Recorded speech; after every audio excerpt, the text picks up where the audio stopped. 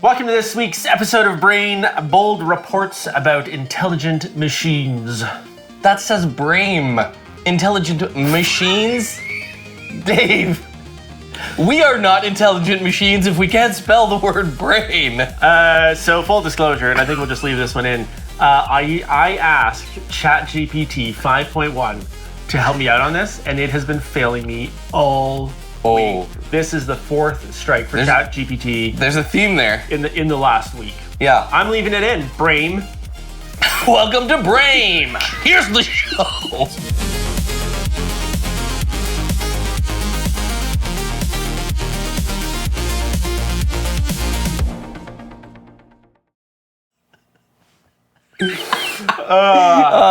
Okay, yes. Why are we here? Why is this setup different? So we're on a work retreat for Brain Media Consulting. Brain Media Consulting. We are in the glorious Pinery Provincial Park, and we thought, hey, we've got the gear. Why don't we just bring it up? And during our planning retreat, as we build our consulting agency, we're going to do this right where we are. And that's why we're here. Did I miss something there? No, only I did. Yes, you did. You did. I was so confident. You were. I was so confident. And immediately, you're like, that's not what's on the mug. Those two letters are different. Oh, golly. But I'm actually really glad that happened. Yeah. Because this is the fourth strike. And I was going to wait for this to come up organically. But I think I'm just going to bring it up now. Do it. Four occurrences just in the last week of 5.1 messing with me. One was I was having it do a little bit of research on some articles to write me some stories about those articles. And so I gave it a listing of articles. I said, only look at the ones from 2025 and give me 4 short emails, one for each of the best ones that you find based on some criteria. And I so wrote 4 of them. And the next day I went back and I was reading through them to just make sure they sound like a human. And I'm like, what is this story? Like, I don't remember reading this story. And so I asked, like, where can you give me the links? Actually, this is another piece. I said, give me the links to where you got these. It gave me links. I clicked them. They go to 404 errors. Like, where did you get these links? And he said, I made them up. So where did you get the stories? I made those up too. I specifically told you, go to this page and get them. And in the past, it's worked. 4.5, it worked. 5, it worked. For some reason, 5.1, I just feel like it's the hallucinations of the 3 era are back. Which is saying a lot. Yeah. Another thing that happened was that I've mentioned before, I always get it to fact check. At the end of writing all my notes for the episode, I'll stick it into used to be ChatGPT, now Gemini, and ask it to verify what I've written, that all of the things that I'm going to say are factually correct. Right. And this time, none of what you said was factually correct. One of it even changed letters on them. Well, yeah, that is the 4th occurrence. But my 3rd occurrence, which was I'd asked it to do some initial research on a story. I sent it the link. It knows who we are and what we do. So you heard about this story somewhere else. Yeah, and it knows how to summarize articles just so I can decide if I'm going to proceed with it or not. Right. And it wrote me really interesting points about what this software does and how it relates to previous generations and all this. And when I went to fact check it with Gemini, Gemini's like, this isn't correct at all. Like, it's not true at all. And so when I started digging into it, it had used part of the name of the new thing, added it to a name of an old thing, and made up what the new thing is. It was totally wrong. Totally wrong. Which is mind-blowing. Yeah, so I had started down this track, and once I fact-checked it, I was like, this is totally wrong. So I had to get rid of it. And actually, I went back to the original topic that I wanted to cover, and I just researched it manually, and I put it in. I think it's quite interesting. And then the 4th one was I'm going to talk about, and come back on Wednesday for this because I'm really going to expand on it. OpenAI pressuring smaller companies that have used GPT in product names or in their own name and pressuring them legally to change the name of their product, saying that we own GPT as a trademark, which they don't.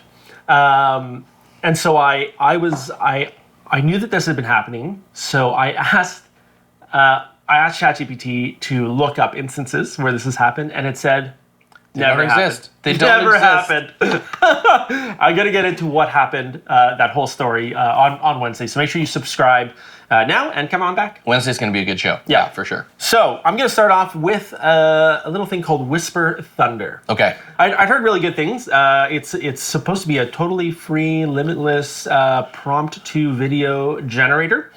Free and unlimited. The site explicitly claims the tool is fully free, watermark-free, and unlimited.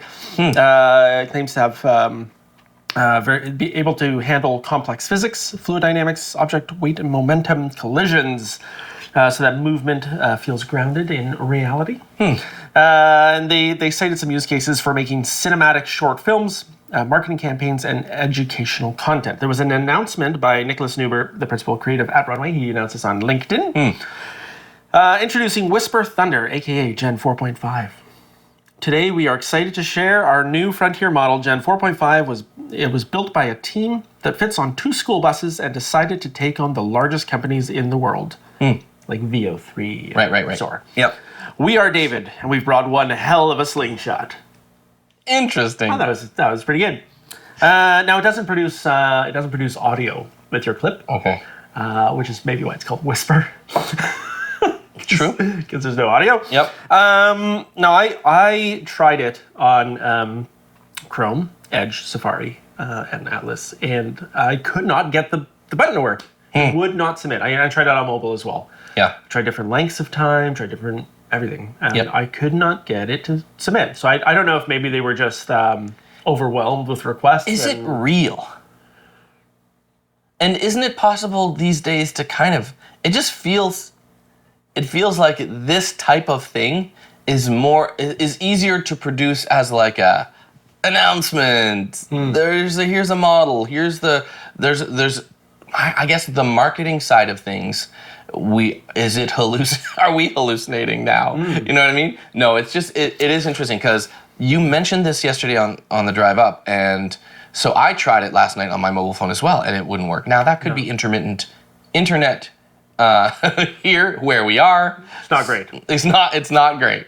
So, but yeah, I do wonder that sometimes. Like, are we in the era where our LLMs are kind of hallucinating, and because of that, any product that anyone makes needs to be in question? You know what I mean? Could be. I mean, now it is called 4.5, so presumably there's at least 3 before it that came out. Yeah.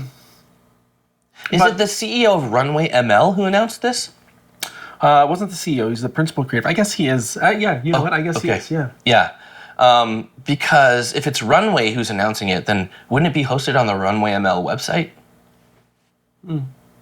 Well, sometimes you launch products on a new domain. True. He did announce it. It was a real person announced it. It looks real. Now maybe it is just like a hype launch, and you send a bunch of people to it. But I've heard other podcasts also talking about it. Okay, mention it. Okay. So was it working when they mentioned it? Right. I don't know. Yep. It is, but you are right. We joked about launching a couple of big products that are actually kind of easy to make. Like something like this, you could launch and promise unlimited access for free until it crashes, and then see what happens. And then you can go to investors and say, look, we launched it, we had 1 billion views the first day, and it crashed. We've got the audience. We just need more capital. Yep. It's not an invalid approach. For sure. It's been done before, actually. Yes, quite. I am going to be talking, brain teasers, right? This is the little bits of news that I've collected over the weeks, or the last 2 weeks. I'm kind of excited. I was on the preview news for this when Amazon, and I'm going to talk about this on Wednesday as well, Amazon announced their Kiro spec-driven IDE. As you know, Cursor exists, and there's now Anti-Gravity by Google, and there's all kinds Lovable and Replit and all these other like design-based IDEs. But anyways, Amazon has released their IDE, which supposedly is much more spec-driven, builds out a spec. They're actually, even though there's a vibe coding feature in it, there's also a spec feature in it, which allows you to plan out proper roadmaps for software development. And so I started playing with it this week, and we'll talk more about that on Wednesday. But that's a big one, because I think Amazon, given the infrastructure that they have, the history of people using their AWS backends for all kinds of different major projects, like when the AWS downtime happened a few weeks back, like it affected so much of the world. So so they know they know what they're doing, but also they've been at it, and many companies are built on their back end. So it'll be interesting to see how Kiro does. Yeah. Yeah, and along with that, they launched last week 3 new agents. Their shopping agent, which we talked about that actually, Rufus. Yeah. Which there's a new, I guess, agentic component to it. Yes, it's called Buy For Me. Right. And it's inside of the Rufus bot. Because Rufus has been around for a bit, but now they've added these features where it'll go shopping for you, and it seems like a bit of a response to the fact that people were starting to use like Comment and Atlas to do their shopping, and Amazon said, no, you're not going to use your bots, you're going to use our bot. But if I'm already on Amazon shopping, So, but I will say this, in other news, Perplexity is being sued by Amazon, or this is kind of like 2-3 weeks back, Perplexity was being sued by Amazon for their shopping agent inside of the Comet browser. So it's just fascinating to me that Amazon announces this week, hey, we're launching our new shopping agent inside of Rufus. And just a few weeks back, they were like, no one's allowed to shop using agents on our sites, you know? So obviously there's some moat keeping that's happening with Amazon, right? They're being very careful about how and what is able to browse their site for shopping for their users. Yeah. So, yeah. Everybody's suing everybody right now. Yeah. Trying to fight to have the... to sort out how everything's going to work in the future. We talked about this with, Udio 2 weeks ago, and there was another thing a couple weeks before that, but it was Tilly Norton. Yeah. Tilly Norwood.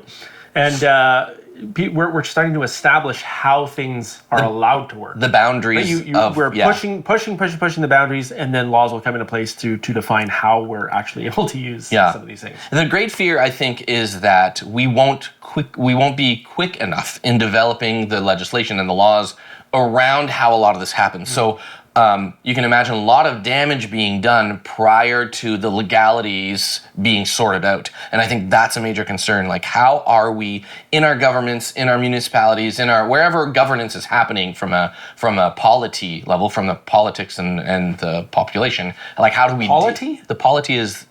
Come on. Is that a word? Yes, it is. Come on, Dave. The show is called Brain, Dave. No, it's not. It's called Brain. Fair. Okay, so let me just... Yes, so... Polity. The polity, the population of a given location is affected by these changes. They're happening very quickly. If you want to make up your own words, just put them in the comments. And while you're there, go ahead and like and subscribe. In fact, you could even put real words in the comments, and Dave won't know the difference. And if you're listening on Spotify, I will say you can't see that we're actually in a cabin made out of wood with a fireplace behind us. True. And beautifully crafted wooden table and chairs. Yeah. Because I was listening on Spotify the other day to some other podcasts, and you manage our Spotify account, so I actually don't have access. It doesn't know that I'm associated, but it recommended our show to me. Oh, hey! Yeah, so I thought that was pretty cool since we're still in the early stages. But it was a good reminder that some people are just listening to us in their car, not able to enjoy all of this. That's very true. The other thing that's fascinating is that there's a very, very small percentage of the people who listen who are actually following. So if you are on Spotify, you can click the follow button and you'll be following us. If you're on YouTube watching this and you do get to see the cabin, you should also click the follow and subscribe button and then the little bell. Thanks for watching. Yeah, and tell us comments for sure. Tell us what you like. Tell us what you don't like. help us to build a show that our viewers will enjoy. We are still in the early stages, and your feedback is very, very valuable. Speaking of suing people, OpenAI made a cameo. Sora 2 obviously uses the term named cameo for your own the recording of your face, and you say a few numbers. That's all it takes. The start of your cameo, and then people can use that cameo to make videos of you. And we've done that back and forth. We made many ridiculous videos. With hilarity. It's actually really fun. It's honestly one of my favorite features that OpenAI has launched ever. Yeah. Is this Sora cameo thing, because you can just be ridiculous. Yeah. We can't publish a lot of the ones that we come up with, but it's fun. You can see the other person's draft. So if somebody makes a cameo with your likeness, yeah, cameo, with your cameo, yeah, then you can see it as a draft video of you without it being published. So wait, what are the legal implications of cameo? What's going on? Well, you may have heard of this other company called Cameo, who hires actors to say "Happy Birthday, Joe" and stuff like that, and then that's their company's name is Cameo. So they filed to block OpenAI's trademark application, and now OpenAI is abandoning the name Cameo and is going to supposedly rebrand the feature. Okay, it's no longer going to be Cameo. Wow, it's going to be interesting to see that change in Sora. They've got to change the name. That's actually one of the first times a trademark that I know of is properly defended against by a smaller company to a big company. Usually it's just like, whatever, you gotta cut it out in the marketplace and figure out where each other want to walk, and you both get to use the thing. But that's, wow. There was too much overlap between them, because you're using somebody's likeness to say for trade. That's a win for trademarks. It is. And on Wednesday, I'm going to unpack all the times that OpenAI has bullied smaller companies against using the term GPT, which just means generative pre-trained transformer. It's just an acronym. It's just an acronym for how an AI model works. Yeah. And so it's interesting that they've been going after companies. I'm gonna go over that on Wednesday. It's gonna be quite interesting. It is fascinating though to think about, like, Google. The word Google was a word about a number, and then Google trademarked it, and it was like, okay, now that it's in the public spaces and we're using it in a commercial sense, we're going to trademark it. So I would say there is some precedence to say that ChatGPT.com, the GPT name, is part of the trademark, and so I don't know. That'll be an interesting one, because I think there's still some defensibility there, and we'll see what happens. Yeah. Yep. Now, along the lines of using people's likenesses for video, Google has launched a deepfake detector sort of feature. So you can, within your account, upload some biometric data, things about your face and your ID and those sorts of things, and it'll search for deepfakes of you. In order to, I guess it'll prompt you to see, like, is this real? Right, you want to get rid of it? But it helps to get rid of fakes of you. Now, the dilemma they're facing is around privacy. So, in order to protect your privacy against deepfakes, they want to have your deep access to your privacy, government ID, and your biometric data. So you have to give up an element of your privacy to help protect your privacy, and that's really the dilemma that's faced by this. So there is some interesting challenge. There are interesting challenges. Like, as we try to protect who we are as individuals and our sovereignty, it does make for interesting opportunities for those who want to help us control those things to take advantage of those things. So, anyways, it's a weird world we live in. Speaking of startups, in 2025 so far, 49 startups in the U.S. have crossed the $100 million in funding mark. That's crazy. It's been a fairly unprecedented year outside of crypto a few years ago, and then .com back in the end of the 90s, the previous millennium, when I was a wee lad and Joel was already old. They have been shifting their investment towards more infrastructure. Okay. Yeah. The chips, the compute, the cloud, guardrails, all of that sort of thing is receiving the bulk of the capital. So whereas a year ago it was all about the model and then the UI to access the model and cool things you could make Now it's about the infrastructure. Now that people are starting to use it much more en masse. Yeah. It's how do we scale this, and how do I get some money by helping people scale? Yeah, I've read this week that the CEO of IBM was actually concerned that the demand for, or the projections of the size of the market were immense compared to the value being driven into the economy. So like $8 trillion worth of market for AI in the future in the next 5 years is what the claim was. And then, but there's nowhere near that amount of money being siphoned into it from an economics perspective. So there are challenges to meet as far as like, where are we going to make money with the value we're bringing to people through these tools? And I think that's where a lot of businesses are like, how do we monetize this stuff? It's weird. There's this strange thing, and maybe you'll echo this, but it seems like we've started out this AI thing. I say started out, it's been going for decades, or at least a decade. It seems like we're starting out on the consumer side with when OpenAI launched ChatGPT. And so it was a hugely expensive thing to do that they've done, and they are charging for it, but there's nowhere near the amount of revenue that they need to support the user base that they've created. So that's different than in the past, where you might release a product and charge for it. It's the opposite of what Tesla does, for instance, where they release a premium product that's very, very, very expensive that will pay for the next generation of product creation. So that cycle is, to me, feels a little bit shifted, and I don't know how these giant frontier model companies are going to monetize these things. Like Meta is monetizing it with the rest of their user base through advertising. Yeah. Right? Yeah. So they can take those leaps. Google is doing the same. They can take those leaps, but OpenAI doesn't have that. We have seen some very interesting ads pop up, though, in ChatGPT. And I can't remember if we talked about it 2 weeks ago. Doesn't matter. 98% of our viewers are not following us. So hit that subscribe button right now, and we'll stop repeating it. But I asked it to generate an image of a person wearing a shirt with a thing, and it asked me, would you like this shirt that you've just invented? Would you you can click here at the bottom, and it'll take you to a site to make the shirt you've asked them to wear. Oh, interesting. And I thought that was a super, super cool, creative way to do ads.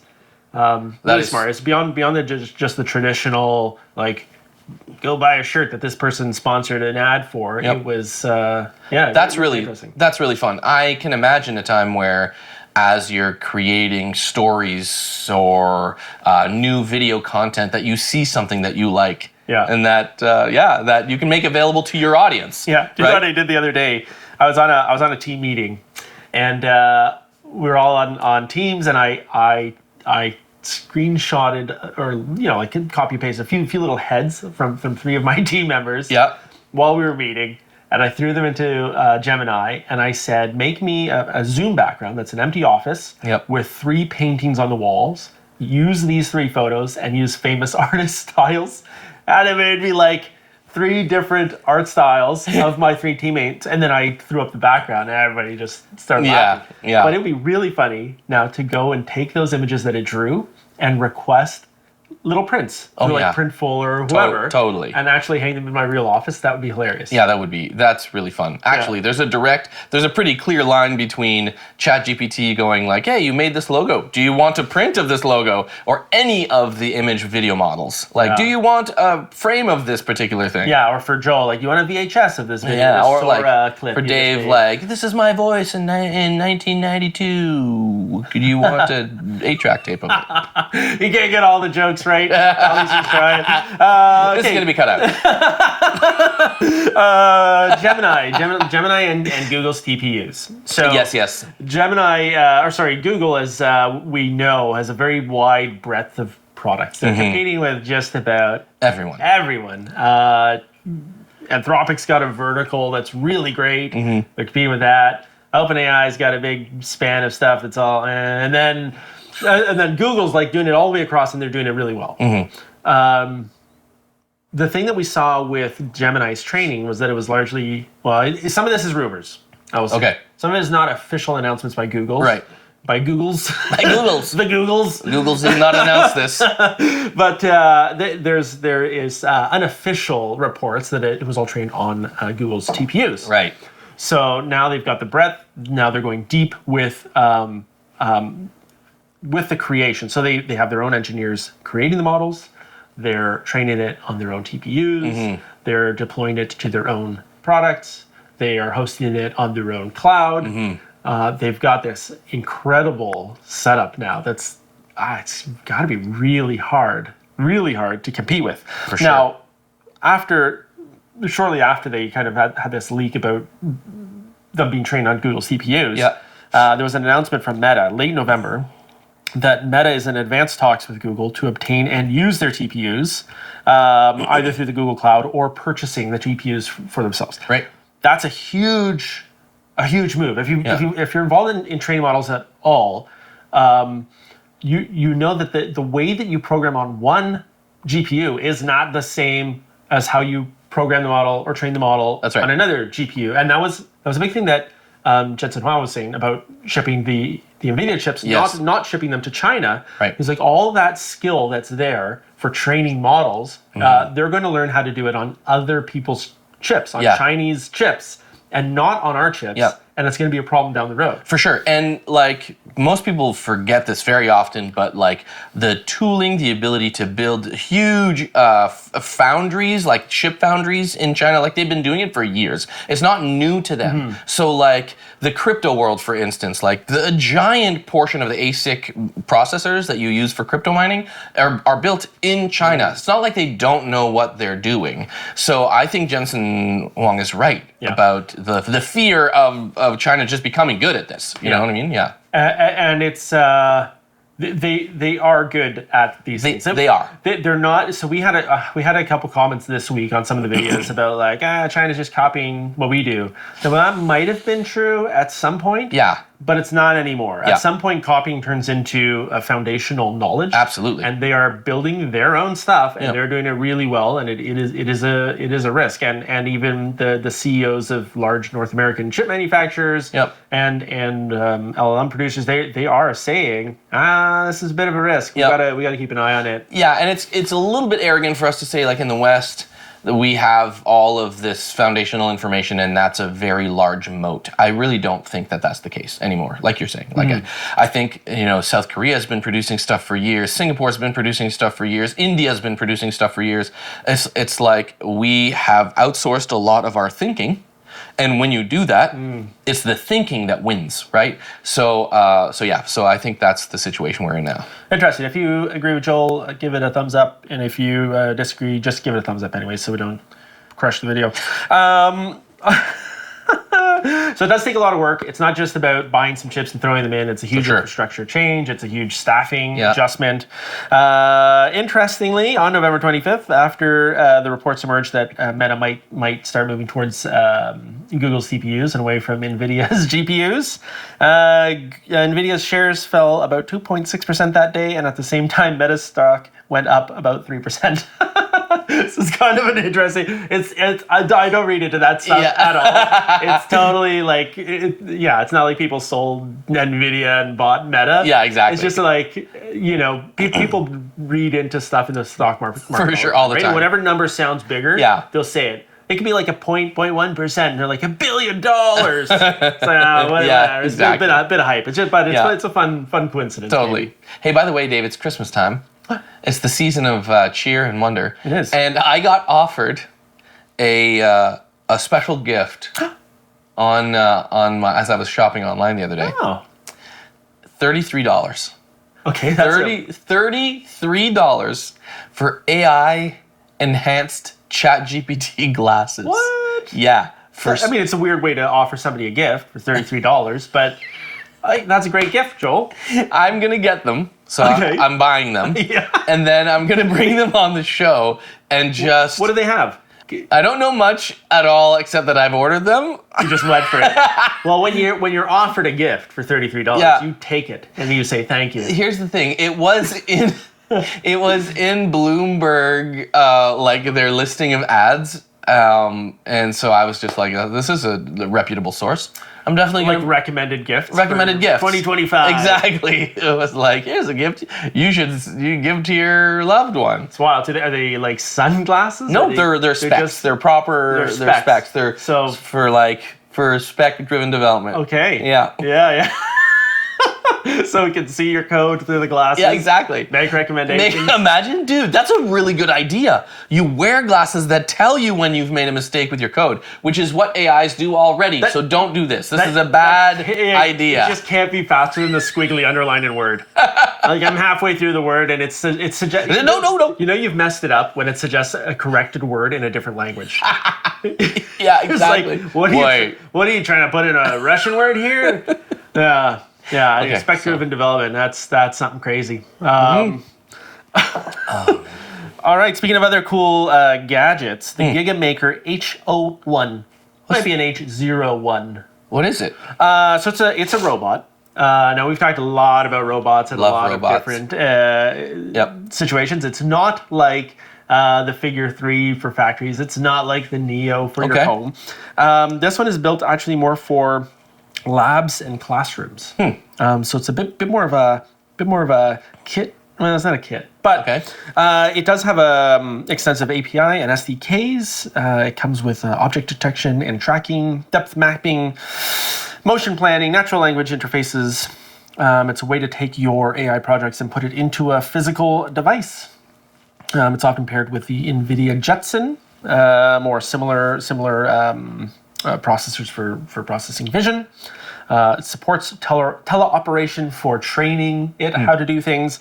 It's really about bringing accessibly priced robots into labs so that our kids can start learning about those things. Like, I mean, if they're already being deployed to factories and to auto dealerships, like if they're already getting deployed, our kids need to start learning about them and not be afraid of a robot that can do things and learn actually how to train it to do the things you need it to do. Yeah, there's going to be thousands of jobs. You kind of mentioned it a few weeks back. Thousands of jobs repairing robots, cleaning robots, like all of that, like the stuff that you saw on Star Wars, it's probably true where there's like huge places, junkyards of I can imagine that's the case. Yeah, I mean, when I was really quite young, I would say probably 10 or 11.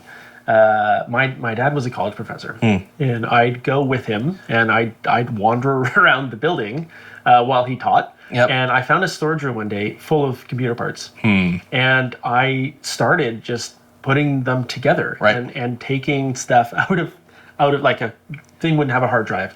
So I would take a hard drive from another computer. It wouldn't have a graphics card. It wouldn't have a serial port card. Right. Back in the day, nothing was on the motherboard. Everything was like a PCI slot. And I started just putting them together. That's how I learned. And robotics almost have to become that way. Like it's got to be like, I found this LiDAR sensor in the storage room. Can I snap it onto this this little thing? And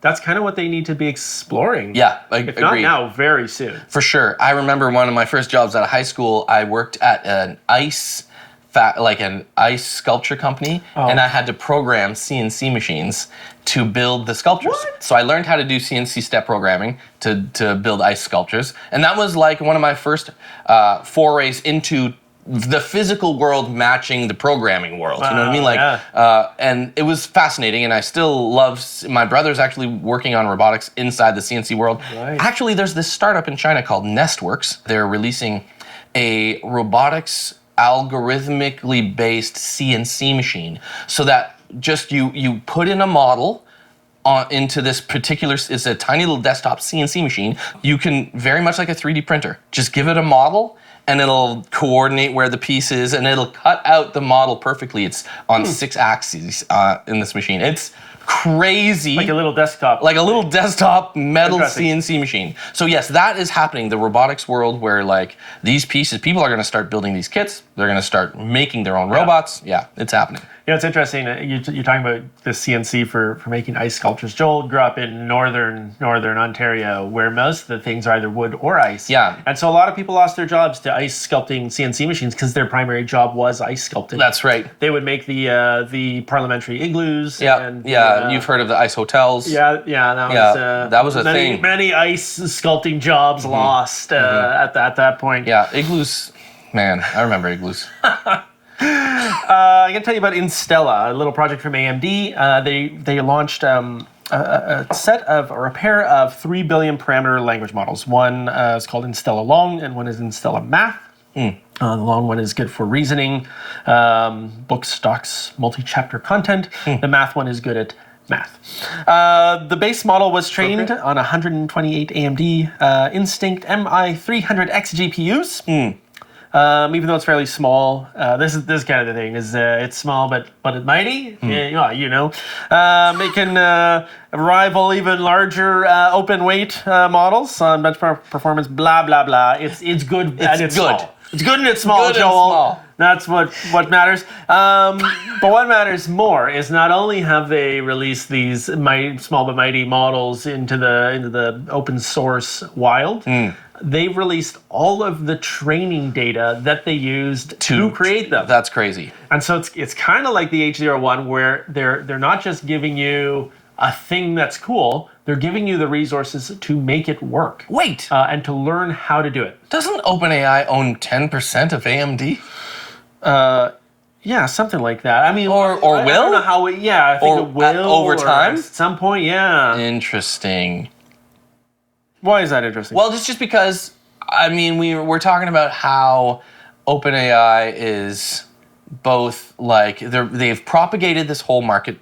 They're making it, but their models are not, at least seemingly from our end and our experiences, not as tightly produced as some of the other new. They're not my friend this week. Yeah, and I think what's interesting is that as their partners are developing these technologies, they will have access to it. So you can't really count them out either. You know what I mean? Like they're doing some things. And they've obviously opened this whole huge market. So yeah, you got to give them some props. Yep. So another step in that. So they are sharing their training data, and it reminds me of the HL1. It also reminds me of Google and the S2R library that we talked about. Oh, it's probably like our second episode, where they released all of their audio training resources into the wild as well. So it's really cool to see that not only are these large companies making things available for a pretty good cost or free, but they're telling people how to make them. Yeah. And I don't know if that's just future-proofing their labor force. Like you need to get people really young starting to build very complex things so that by the time that they're 30 or 20, they're ready to be hired. Useful, yeah, for sure. They'll say, I remember when I was a kid and I downloaded the S2R library. I had to program this library into a model, and yeah for sure. Yeah. I think you're right. I think that it's also a good way of protecting your workforce. Yeah. It's like you're going to work here for whatever 6-7 years, and you have a career, and you'll switch out to something else. If you have this understanding, then you're useful to the world. You know, Yeah. I think you're right, Dave. Which is so strange. Along the line of companies doing good, Claude for nonprofits was announced by Anthropic. Oh, you mentioned this. Yeah, so they are giving significant discounts to registered nonprofits. Do you know how much? 50% off Claude Team Plan and 30% off Claude Pro. That's pretty great. It is. It is really good. So it's going to help people doing humanitarian aid, education, research, civic tech, and community services. A lot of nonprofits are relying on small teams. It's not like the for-profit world where it means job losses. Most nonprofits can't afford to lose anybody. Yeah, for sure.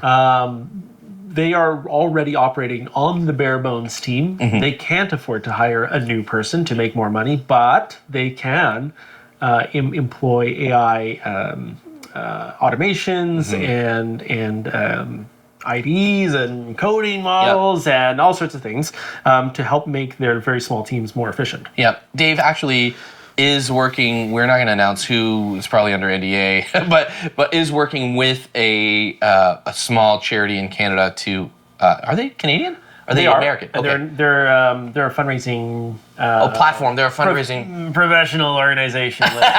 So let me get the information right. But we're working on basically building like a sovereign approach to this donor development stuff. So that's really, really interesting. I think more and more people will recognize, well, I have two statements. More and more people will recognize the value of the internal data of their own customer donor base. Like, there's a lot of value there, and properly addressing it is a huge efficiency potential. The other thing I want to say about that is that we have a short from a few weeks back that was about building Claude skills, which we've now implemented at our charity on the development team. And it allows you to, again, properly train your Claude install or your Claude code to be specialized in a given function. So very useful. You're saying small teams can't hire more people, but can't get rid of people either. Claude skills is a good way of taking advantage of Claude's Claude's tooling. The thing they're doing. Tooling. Yeah. Small team, two fundraisers and a developer. You can save about $150 US per month. Wow. Just as an idea of how a nonprofit would look at that. That's the same as feeding 30 hot meals every month to somebody living on the streets. Right. As an example. Yeah. So that's kind of how we look at money saved. It integrates with fundraising CRMs like Blackbaud, Candid, and Benevity. It's kind of Anthropic's kind of turning into like the Patagonia of AI. You know, they're all just doing do-gooders, and it's great. Yeah, investing a lot into programs to investigate the societal impacts of AI. What will happen to people as AI gets more and more integrated into society. I think that's like a really cool initiative that they're doing. They are a public benefit corporation, so they are obligated to do good for the world, as opposed to just making money for shareholders. Right. They have a program launched this year that extends the Claude-based AI tools to social work agencies to aid casework. Wow. They have recently launched a program called Model Welfare, which explores ethical considerations if and when AI systems approach levels of agency or consciousness, a forward-looking but morally serious initiative. We've talked about how they are also very focused on making heavily aligned models. We've talked about which that. They probably talk about more than anybody else. I don't remember. Maybe OpenAI talked about how aligned their models are, but I don't remember them specifically. And to be clear, like alignment means working in favor of the fruition or the fruitfulness of humankind. So it's like. Is AI going to work against us or with us and for us? Yeah. Does it have the same goals as us? That's right. Which sometimes I wonder about you, ChatGPT 5.1. This week, no. It wasn't aligned. Another small piece, Copilot is leaving WhatsApp. So there's been for a long time in WhatsApp this little dot, the little circle dot, little Copilot dot you could push and it would fire up Copilot. I admittedly never used it. Yeah, same. But they're leaving as of January 15th. They're just madly scrolled. Okay, January 15th. It was an early stage experiment that was launched in 2024 to try to make AI agents as part of the chat experience. I've since I heard about the integration, I thought it was a little bit weird. Meta now has their own. And they have, I thought they have for a long time. Yeah, why aren't they using like Llama? Yeah, or something exactly. in here. So I looked at my WhatsApp last night. I fired it up, saw a little circle. It was blue, and I pressed it, and it said Meta, powered by Llama. Interesting. So actually, it's already, even though the change is only supposed to happen January 15th, at least on my version, it's already happened. Yeah. I haven't used it though, and I'm not sure. Even when you were in there last night, you didn't just like, hey. I popped up and said Llama. I was like, yeah, cool. Fair. Yeah. I don't know what I'm going to do. Yeah, what would you do with fit in there? Is it a multimodal image input, image output, video input, video output? Like, what does it do? A lot of words. Yeah, I don't know. If you're using it already, just tell us in the comments what you're doing. Yeah. With AI and WhatsApp. Yeah. Yeah. And while you're there, hit subscribe, because if you've made it this far, we're entertaining and educating you. So please hit subscribe. We promise you we are. We're doing one or the other. I have nothing else, Dave. Do you have? Yeah, do you of have course I anything do. else? I've got tons. Oh, okay. I've got tons. Well, my internet. I did what we call research. My internet does not work. Jony Ives, Oh. an OpenAI, Yep. the Jony Ives iPhone, AI phone. which is not a phone. They've said several times it's not a phone. It's an AI companion. Sam Altman has suggested that the device will be very, very different from smartphones. Less tapping, swiping, and addiction loops. Oh. So they promise no addiction loops? Less. They said less. Oh, okay. Yeah, less tapping, less swiping. Less addiction loops. We're not going to get rid of those. Just enough addiction loops to keep retention high. Yeah. So the idea is to shift people away from anxiety-driven UX of modern phones, which I kind of agree with, and towards a more ambient, conversational, assistive AI experience. So it's not AI on your phone. It's why do I need a phone? That's how they're positioning it. It's quite interesting. Right now, it could be like the Whisper site, where it's like, is it just vaporware? Are they just talking a lot about this cool thing that's coming, and it's going to come out like the Homer Simpson everything mobile? You know? Like, is that what it's going to come out like? Yeah. Or is it going to be so underwhelming? Like, is it going to be too simple? You can make a device that's too simple and too easy to use, to the point where it's not interesting, it's not enjoyable, it's not fun. So you have to get the right balance. Like addiction loops, make your phone enjoyable. Yeah, exactly. You might not realize why, but it is making you be like, yeah, dopamine, yeah. Yes, exactly. That's why I made fun of the less addiction loops, because it does inherently mean that it's going to be less used. Yeah, so here is a little list of all the people that OpenAI has poached. No, not poached. They've hired, acquired, they've incentivized to move over from Apple to OpenAI. Obviously, John Ive, Chief Design Officer. I'm going to give you the titles from Apple. Chief Design Officer. And I'm not going to name all of them, but Head of Home Services, Siri Speech Recognition, On-Device Machine Learning, Neural Engine Software Engineer, GPU Performance Engineer, Special Projects Designer, and Human Interface Designer. Wow. Those are the roles that they've hired from Apple over to OpenAI to help make the not a phone, not super how to addictive. tell us what you're working on without telling us what you're working on. Yeah. And one last thing, you talked about data sovereignty. I'm not going to talk a lot about Kickstarters today, except for this one, which is Olaris, the Olaris One, the sovereign AI server for your desk, kind of like the Spark DGX, maybe, kind of like some of the other ones we've talked about. Yeah. But it's really, really interesting. It's got monster specs. Monster. It's got an Intel Core Ultra 9, 275 hertz processor, 96 gigs of RAM. And an NVIDIA 5090 mobile GPU, 24 gigs of VRAM, which is pretty good. It runs on the Olaris OS, so their own OS that used to be called Terminus OS. It has Kubernetes built into it. Oh, wow. So Interesting. it's a Docker platform. Yeah, type. it's a container manager, but it's like an enterprise level container manager on your little machine.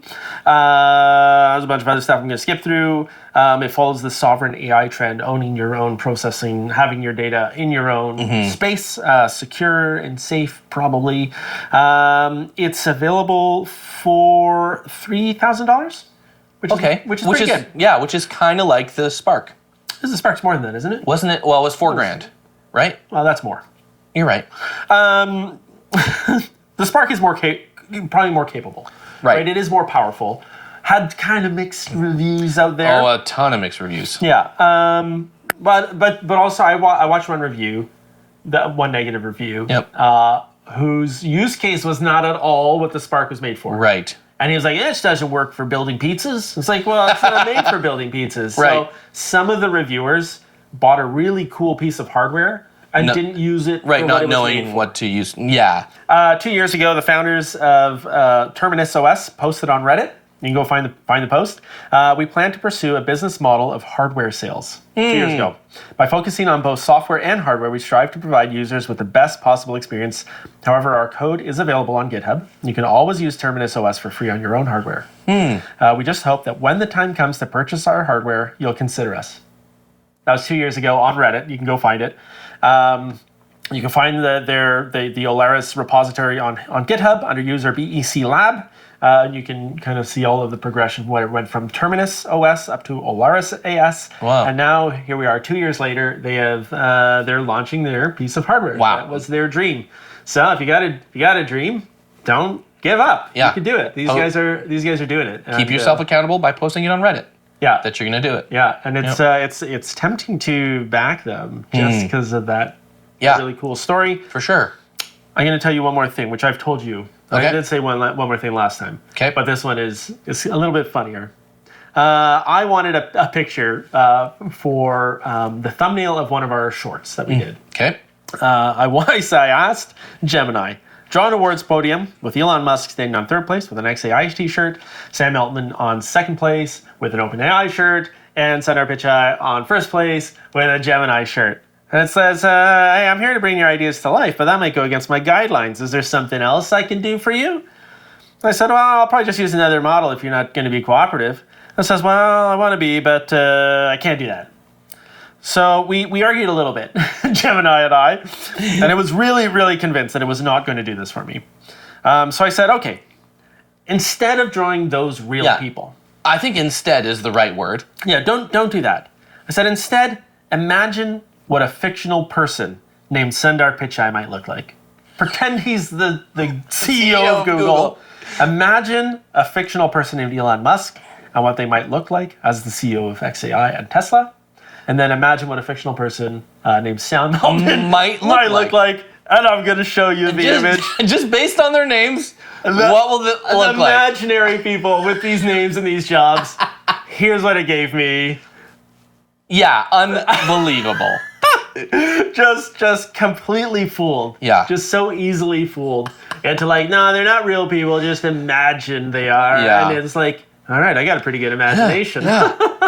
I can do this. Yeah. So that's... sometimes these AI models and tools make me feel stupid, but sometimes they make me feel smart. Yeah. You know what I mean? Like, this kind of thing is just is a win for you, Dave. You know what I mean? It's like, best thing I did. Outsmarted this thing so easily. Yeah, best thing I did all weekend. Yeah, it's so good. Yeah. Awesome. Thanks for joining us today, guys, for Brain Teasers. On Wednesday, we have another show. Tell us about the show, Dave. So on Wednesday we're going to be talking about unpacking a couple of things that we spoke about today. I'm going to be unpacking the OpenAI Cameo legal situation. I'm definitely going to expand a bit on how ChatGPT 5.1 has let me down in the last week. And I'm going to be talking about IDEs that I've been using for projects in the last little while. So I'm going to be deep diving into anti-gravity a little bit. So Google Gemini's IDE, and Kiro, which is Amazon's new IDE that I mentioned today. I've installed it and started on a project, so I'm gonna really unpack some of the differences and features in the two. Very exciting. We will see you on Wednesday, and if you don't watch it on Wednesday, which you should, we'll see you in 2 weeks when everything has changed all over again. Bye. See ya!